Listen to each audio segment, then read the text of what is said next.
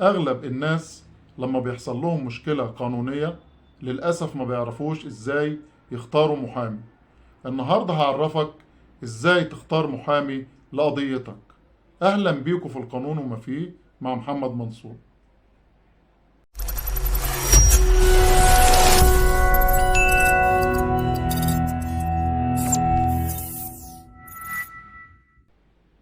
إذا كنت بحاجة إلى محامي وحابب تكسب قضيتك، يبقى أنت أكيد بتبحث عن تجربة أفضل وأقوى محامي لقضيتك.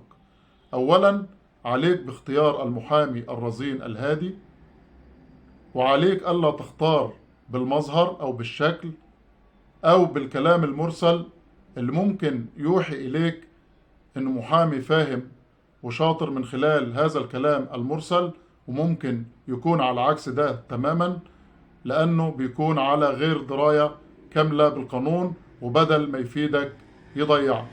وعليك أيضا ألا تختار المحامي الشرس العدواني، لأن أكبر خطأ بيقع فيه المحامي هو انزلاقه في الخصومة ليصبح خصما لخصم موكله، وده طبعا بيفقد المحامي توازنه في التعامل مع الآخر.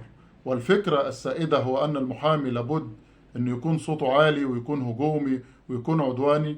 دي فكرة خاطئة تماما. عليك أيضا باختيار المحامي الخبرة المتخصص في نوع القضية المطروحة عليه، والخبرة ليست بعدد السنين وإنما بكم ونوع القضايا اللي اتعرضت عليه واللي اشتغل فيها. وأيضا عليك باختيار المحامي العالم بنصوص مواد القانون اللي يقدر يحدد نوع القضية وكيفية السير فيها والنتيجة المحتمل. وأخيرا لسه القانون يا ما فيه حكايات، مش عايزك تقلق، وأكيد هتعرف القانون وما فيه.